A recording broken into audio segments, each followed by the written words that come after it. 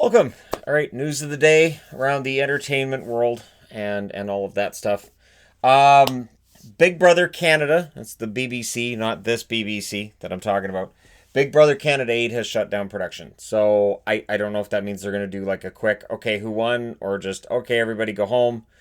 This season's been a disaster. You have 4 weeks in the house and they voted out one person. You had a self eviction. You had a second person talking about self eviction this week, and two people booted out of the house. So this year was bad. Um, yeah, this was not a great season. So, and it doesn't even barely qualify as a season. I do feel bad for the guests that are the house guests that are out now. Trying not to touch my eye. Try not to. But you know, uh, this is the way it works now. So I saw a couple of posts on the global posting about it saying, so now what do I do for a distraction? So people who are at home are watching the 24/7 feeds from inside the house, and now that's gone. So now what? And it's a valid question as more and more distractions are taken away.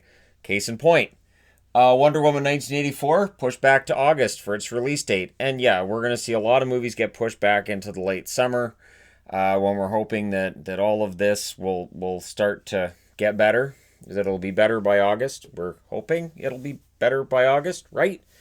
It should be better by August. So, I'm an optimist. I like to think it's going to be better before that, but I'm not putting a date on it.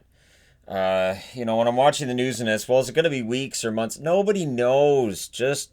And when you hear somebody saying, "Oh, it's going to be done quick. We're gonna fix this really quickly." Just beware. Just ask yourself some questions and go with the experts. So, 1984, the Wonder Woman 1984 movie pushed back until August. So it should be an entertaining movie because it's not a Justice League movie. It's a Wonder Woman standalone, so it should be a very entertaining movie. They generally are. Justice League, I couldn't get through. I've tried a couple of times. I can't get through it. It's not possible. It's not going to happen. My brain just says about 10 minutes in, this is stupid. And then 20 minutes in, it goes, yeah, no, okay, we're finished now, right? And then, like, halfway through, it was begging me to just turn the TV off or was going to tell my arm to throw something at it. One thing that's on the positive, and I know we're in the midst of all of these negatives being thrown at us constantly.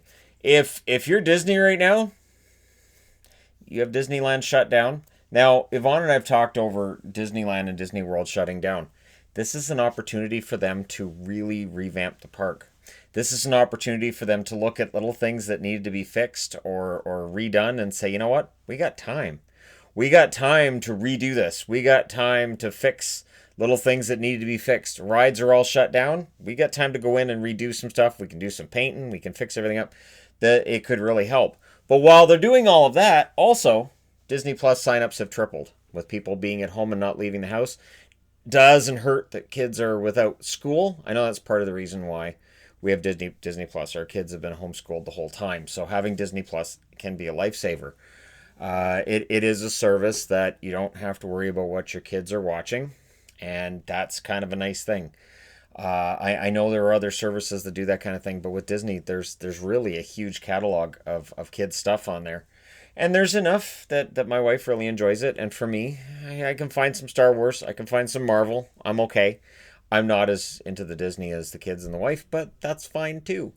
So Netflix has picked up on what network TV found out a long time ago. Netflix is trying to balance costs, production costs, with the benefits of producing certain shows. So with shows like Jessica Jones, Orange is the New Black, and other shows, you'll see that over the years, your cast is going to ask for more money. Your production costs are going to go up. So reality TV, notice I've got reality TV in quotes because it's reality. Good examples are Love is Blind, The Circle. Renewed, it looks like if both of them get 2 extra seasons. For sure, it said The Circle got 2 more seasons of order. I don't know if it's Love is Blind gets 1 and The Circle gets 2. But they're looking at Love is Blind debuting its new season next year. And The Circle would have apparently a new season as soon as possible. Reality shows work, and reality shows are very popular because they're cheap. You don't have to pay these people the amount of money that you have to pay celebrities, and every year it's a brand new cast. So you don't have to worry about season 2 of The Circle saying, well, gee, Joey won the first season. Spoiler alert. If you haven't watched the end by now, you may not care. But even so, if you've started watching Big Joey, yeah, yeah.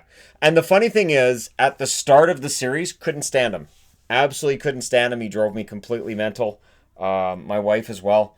And by the end of it, I was like, I'm okay with him winning. I'm okay.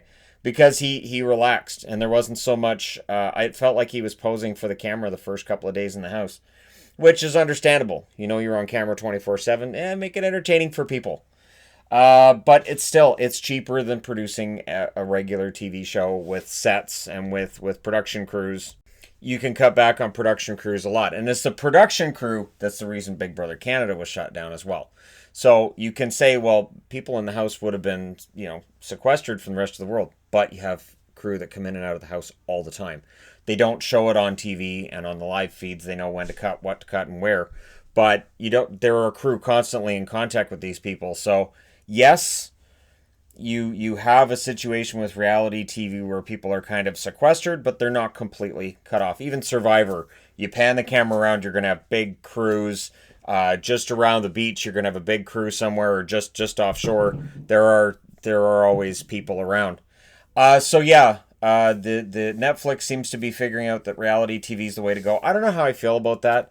Netflix was kind of big in the beginning because they had some really good productions, some really good shows, and it just feels like they've continued to kind of dumb it down. And I get it, because the model they have only works if you keep your production costs down and your returns are higher. So you increase the price that people pay every month for Netflix, and you decrease your production costs, and that's how you make a profit. Also, in this expanding war for limited eyeballs when it comes to TV shows, now right now it's kind of unlimited because we're all at home, right? There are a lot of online services, and what's happened is, I know that The Office was pulled off Netflix in the U.S. because of the, I believe it's NBC's online streaming that took that away.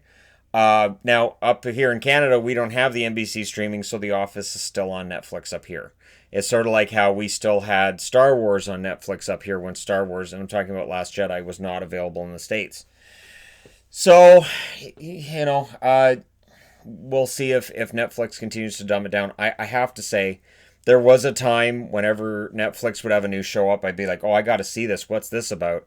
And those days are gone. Now it's, okay, there's 10 new series. This one might be okay. And in general, I've really dropped the amount of shows that I watch. It's sad that I'm paying monthly for Netflix and I'm basically watching The Office. But again, as long as Yvonne and the kids are watching Netflix, and she watches Netflix while she's sewing in her room every day, so we're getting our value. It's just not particularly for me, which is okay. I want to say too, while we're discussing things, right now we're seeing a lot of talk show hosts filming from home. I and other YouTubers, we were doing that first. We are well versed at it, and the thing that's interesting to me is some of the talk show hosts that are filming from home, they don't look comfortable at all. It's like without a studio audience, without that interaction, without that I'm not going to say gratification because that's not exactly what it is, but without that response, without that feeling of back and forth with the audience, they seem kind of a little bit lost. And so, it'll be interesting to see how they come through this. The other thing too is that without that studio audience and that interaction, you can see, and again, this is all subjective, you can see who really has that funny side and who kind of sort of doesn't. And I find that interesting. Now, I've always had my opinions on late night hosts, and I don't think it's necessarily changed because of what I've seen over the last couple of weeks.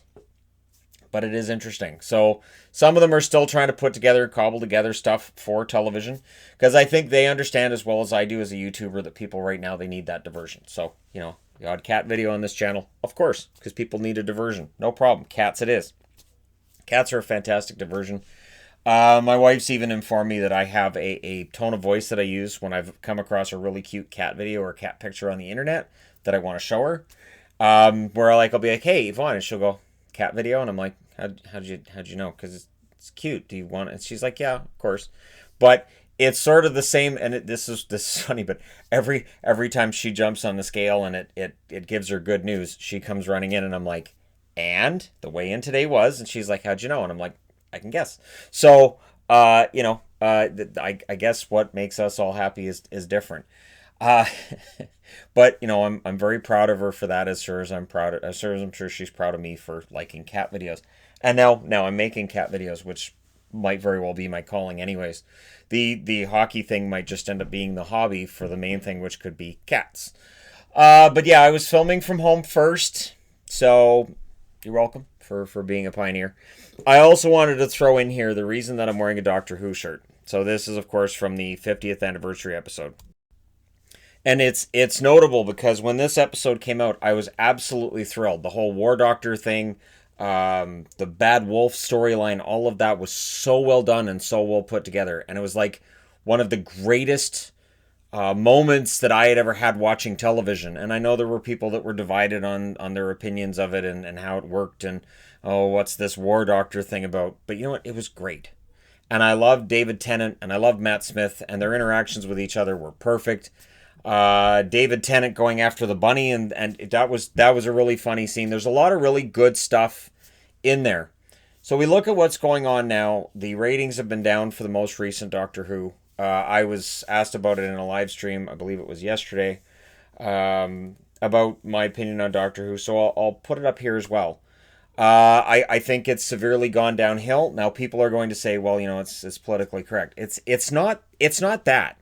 I can handle a show changing its lead to a woman. I can handle a show changing storylines and changing things around. But when you are taking classic villains and retconning them to fit your storyline, you're not showing any regard at all for past history. That's lazy writing. And it's disrespectful to the entire canon of the rest of the show.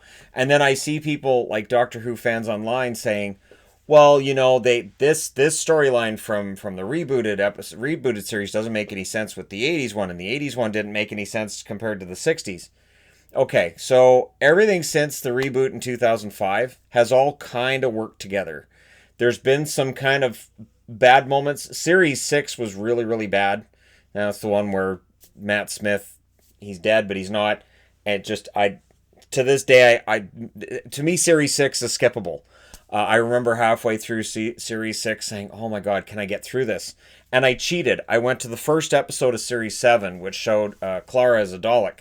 And I went, yep, I can do this. Okay, if I can get to that scene and that storyline, I can get through this. I can survive. And so I gritted my teeth and I got through the stupid pirate episode. I got through all of it, but I survived it. Right now, it feels like I survived Series 12, thinking, okay, we'll get to the next series. It'll get better. And I believe that was the number of the first series for the new Doctor with Jodie Whittaker. And again, I'm at a loss because we've reached a point where I've lost touch with the show. So I used to be big on like the series numbers. No, it was 6, 7, and of course Series 8 was fantastic. That was the first with Capaldi. And then you've got 9 and 10, and yes, 11, 12 was the new series. So 11 was the first with Whittaker, and then 12 was the second.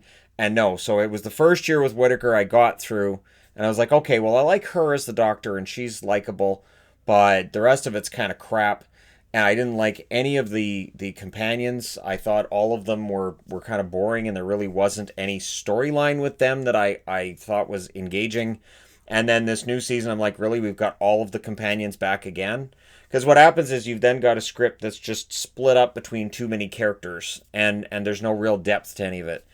I didn't feel any connection between Jodie Whittaker's Doctor and any of the companions, not along the lines of when Tennant was there or Matt Smith was there. And, there's the Rose and 10th Doctor, the romance storyline. But even Donna and Doctor, like Donna and the Doctor, that the way that they were partners, I didn't get that at all in the last 2 years. And I haven't got through the last series of Doctor Who yet because I've already read spoilers and I've thought, well, that's stupid. So I'm not going to spoil it for anybody. But if you're just following through the series, and I know Dave, you've started watching it because Yvonne and I have both recommended it at times. It's fantastic. It's great. I still think Peter Capaldi's 2 episodes of Hellbent and Heaven Sent are 2 of the greatest episodes of anything I've ever watched on television. They are absolutely perfect. And then and I don't know what this is. The last couple of episodes of Capaldi's were absolutely fantastic.